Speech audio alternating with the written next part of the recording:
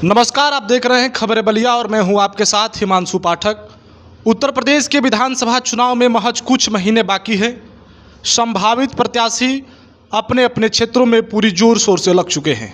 हमारे साथ खास बातचीत करने के लिए मौजूद हैं भारतीय जनता पार्टी के वरिष्ठ नेता, पूर्व ब्लॉक प्रमुख श्री मृत्युंजय तिवारी बबलू जी।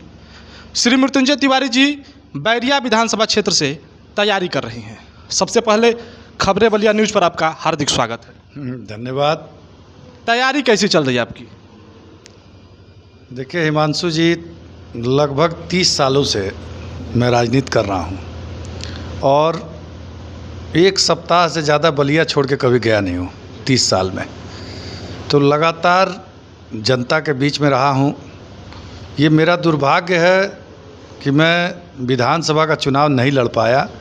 हालांकि पिछले लगभग 22-23 साल से लगातार मैं पद पे हूँ।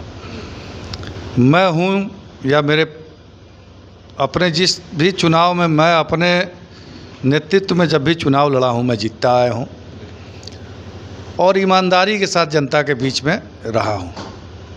पहले भी आप हमारी जिम्मेदारियों को जानते रहे हैं, लेकिन बलिया में बिना भेदभाव, बिना जाति धर्म पूछे हुए राजनीति करते रहे हैं और गरीबों के मन में हमेशा मेरे प्रति एक अच्छी भावना रही है।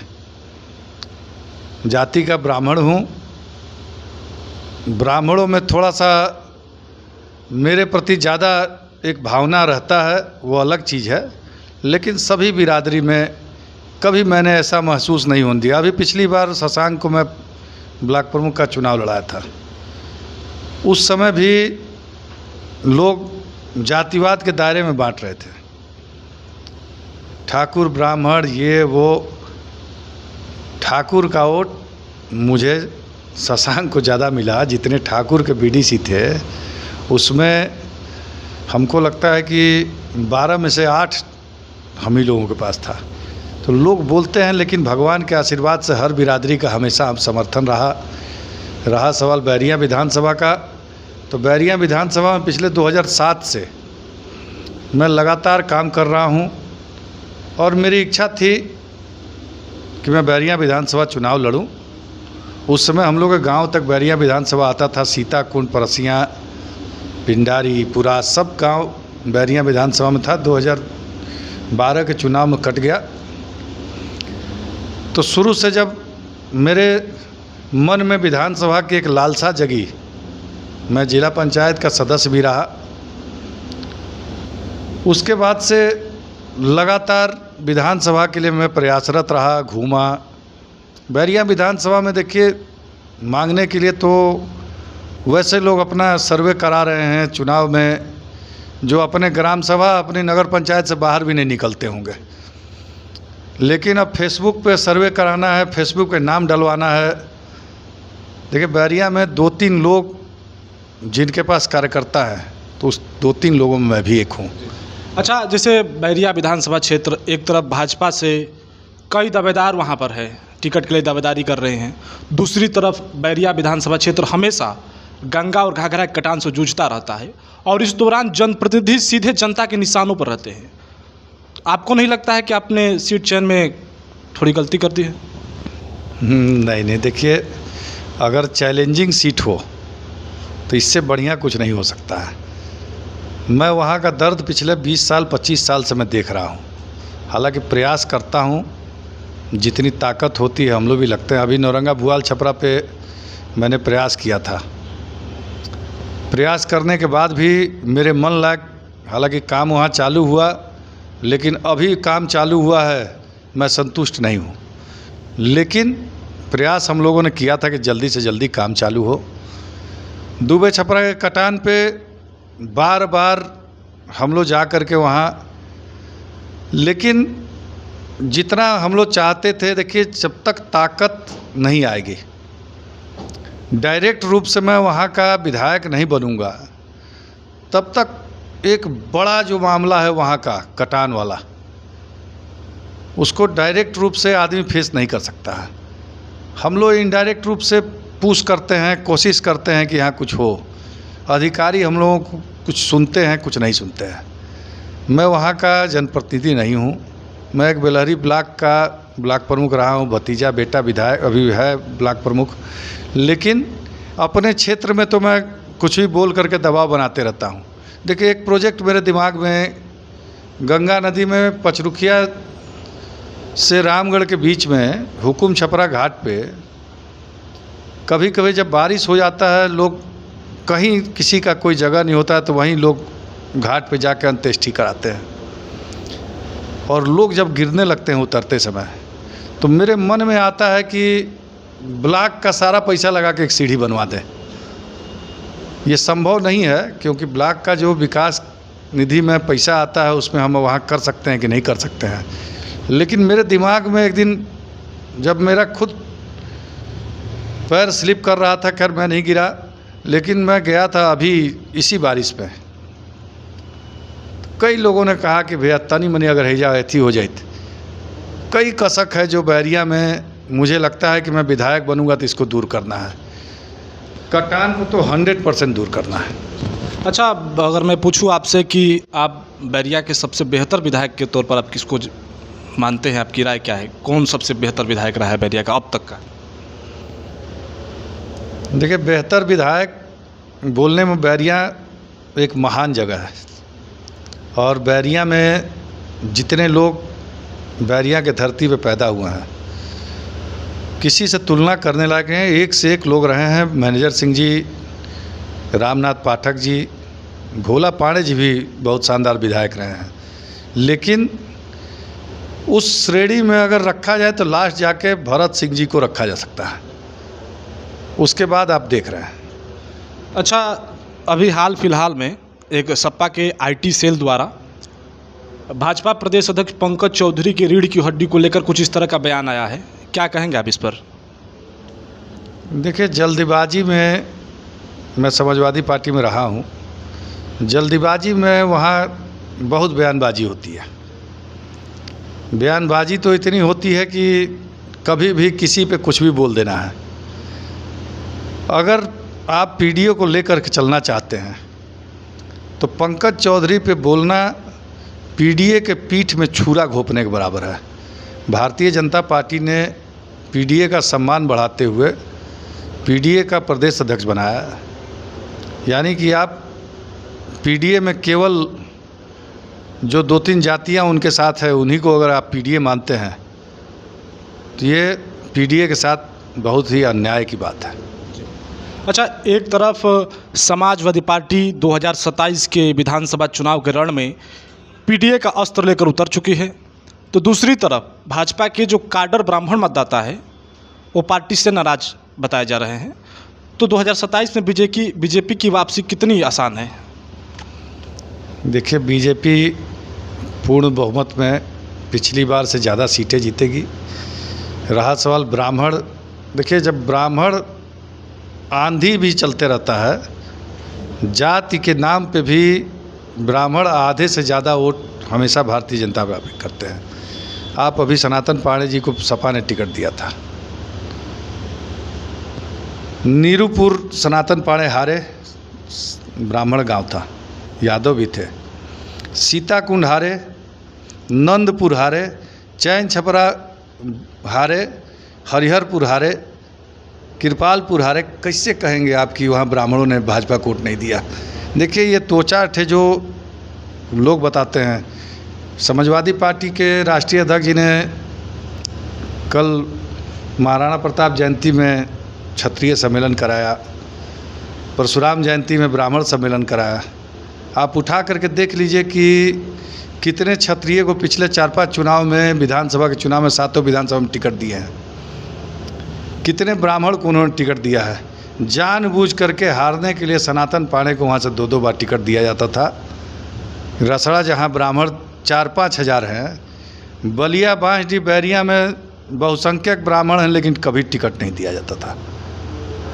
स्वर्गीय विक्रमादित्य पांडे जी के बाद 1996 के बाद से कभी किसी ब्राह्मण को उन्होंने टिकट नहीं दिया है। लेकिन अब क्या बोला जाएगा, सम्मेलन कराना है। हमारे यहाँ कुछ ब्राह्मण के लड़के जो कम उम्र के लड़के हैं, राजनीति करना है, समाजवादी पार्टी में जा रहे हैं। और पीडीए के सवाल पे, तो पीडीए आपके साथ कौन है? पीडीए में कुशवाहा समाज भारतीय जनता पार्टी में है, बिंद मलाह समाज भारतीय जनता पार्टी में है, कुर्मी समाज भारतीय जनता पार्टी में है। किस पीडीए की बात कर रहे हैं? हजाम, अन्य जो जातियां हैं, राजभर समाज भारतीय जनता पार्टी में है। किस पीडीए की बात कर रहे हैं? हमको तो नहीं लगता है कोई पीडीए अभी भारतीय जनता पार्टी से ज़्यादा पीडीए का समर्थन किसी के पास है। अच्छा, जैसा कि एक बात तो साफ है कि जो ब्राह्मण हैं वो उत्तर प्रदेश में पार्टी से नाराज चल रहे हैं, भाजपा से। इसका साफ उदाहरण यही है कि परशुराम जयंती पर पहली बार बलिया में खासतौर से भाजपा के द्वारा आप ही के नेतृत्व में एक बृहद कार्यक्रम का आयोजन किया गया, जिस कार्यक्रम में पार्टी के कद्दावर नेता राष्ट्रीय उपाध्यक्ष लक्ष्मीकांत वाजपेयी आए, अभिनेता व सांसद रवि किशन पहुँचे। और ख़ास बात यह रही कि जो तमाम पोस्टर बैनर लगाए गए थे, सभी पोस्टर बैनरों पर रवि किशन के नाम के आगे पंडित, नाम के बाद शुक्ला शब्द लगाकर एक संदेश देने की कोशिश की जा रही थी, ब्राह्मणों को मनाने की। अच्छा, आपके विधानसभा क्षेत्र से कितने ब्राह्मण इस कार्यक्रम में पहुंचे थे? कार्यक्रम में तो संख्या बहुत ज़्यादा थी, बहुत भव्य कार्यक्रम रहा। आपके क्षेत्र से कितने ब्राह्मण पहुंचे थे बैरिया से? देखिए, ये कार्यक्रम, जिस कार्यक्रम का मैं संयोजक था, और बलिया भृगु मंदिर में मैंने इसलिए कराया था कि भृगु मंदिर में हमारी दयाशंकर जी से बात हुई थी कि परशुराम जी का एक मंदिर बनाना है। इस कार्यक्रम में बैरिया विधानसभा में ही कराता, लेकिन उसका मलाल मुझे तब नहीं रहा। मैं बलिया विधानसभा से भी बहुत संख्या अच्छी आई थी और बैरिया विधानसभा से भी लोग अपने अपने साधन से, जिसके पास साधन नहीं था मैंने साधन भी दिया था, झूम करके हमको लगता है कि 200-250 गाड़ियाँ 4 व्हीलर हमारे यहाँ बैरिया से आई थी। रहा सवाल अभी ब्राह्मण की नाराज़गी का, तो देखिए, हमको तो नहीं लगता है कि ब्राह्मण नाराज़ है। ब्राह्मण किस पे खुश है? ब्राह्मण अगर नाराज़ है, जैसे आप लोग यूजीसी का मामला उठाते हैं, कोई भी उठाता है, जो भी उठाता है, ब्राह्मण ठाकुर यूजीसी से नाराज़ है। यूजीसी का विरोध क्या समाजवादी पार्टी ने किया था? क्या कांग्रेस ने किया था? या मायावती जी ने किया था? किसने किया था? देखिए, ये बोलने के लिए कि ब्राह्मण नाराज़ हैं, ठाकुर नाराज़ हैं, ये नाराज़ हैं, वो नाराज़ हैं, आप लोग देखिएगा। बंगाल चुनाव में आपने देखा, यूजीसी के बाद बिहार का चुनाव आया था, बिहार के चुनाव में आपने देखा जो प्रचंड जीत मिली, उसी के तर्ज पे पिछले 2022 के चुनाव से हमको लगता है कम से कम 50-60 सीट ज़्यादा आएगी भारतीय जनता पार्टी की। अच्छा, अगर पार्टी आपको चुनावी मैदान में उतारती है तो किन मुद्दों को लेकर आप जनता के बीच पहुंचेंगे? देखिए, बैरिया को बाढ़ से मुक्त करना है, कटान से मुक्त करना है। बैरिया में एक अंतर्राज्यीय बस अड्डा बनाना था, जो दयाशंकर सिंह जी ने उसकी रूपरेखा तैयार की है। हालांकि मुझे नहीं लगता कि अभी वो धरातल पे आएगा, लेकिन अगर वो बनेगा तो हमारे बैरिया के लोगों को कहीं भी जाने के लिए पूरे देश में बैरिया से ही बस पकड़ के आदमी जा सकते हैं। हमारे यहाँ सुरेमनपुर को और ज़्यादा शानदार तरीके से बनाया जाए। बैरिया में हमारी कृषि व्यवस्था जो है, देखिए, मूलतः हमारी बैरिया के क्षेत्र कृषि पे आधारित है। हमारी कृषि व्यवस्था किस तरीके से सुदृढ़ होगी? पर्यटन स्थल पे हमारे यहाँ इतना शानदार घाट है हुकुम छपरा के पास कि अगर 100-200 मीटर का हरिद्वार की तरह घाट बना दिया जाए वहाँ पे, तो पूरे 2-3 जिले से लोग आके वहाँ गंगा स्नान करेंगे। तो मेरे दिमाग में बैठा हुआ है कि एक हब बनाना है उसको। देखिए, कहीं भी बनारस से लेके इधर जहाँ तक मैं देख रहा हूँ, एनएच के बगल में लगातार 25 साल से गंगा जी हैं वहाँ पे, और गंगा जी वहाँ से कहीं इधर उधर नहीं जा रही हैं। वहाँ घाट बहुत शानदार बनेगा बनारस की तर्ज पे, यही हमारी प्राथमिकता है।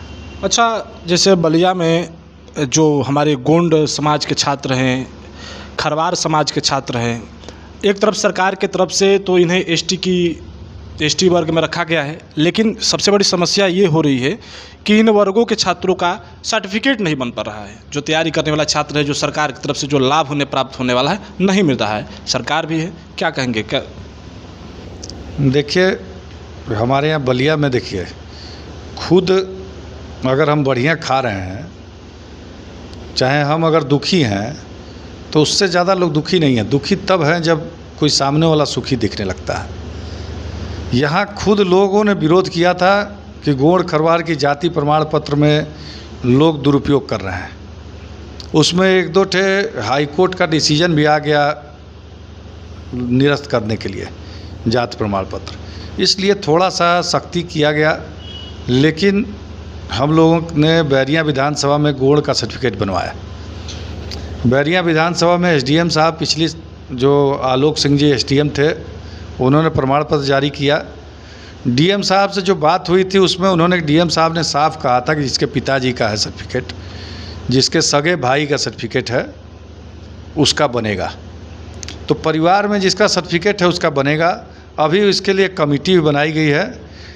चुनाव से पहले देखिए, गोंड खरवार का सर्टिफिकेट बहुसंख्य रूप से चालू किया जाएगा। पंचायत चुनाव में सबको इसकी ज़रूरत है, तो ये ज़रूर चालू किया जाए। इस पे मैं आगे रह करके इस पे मैं काम कर रहा हूँ। खबरें बलिया न्यूज़ पर बातचीत करने के लिए आपका बहुत बहुत धन्यवाद। फिलहाल के लिए इतना ही। आप देखते रहें खबरें बलिया।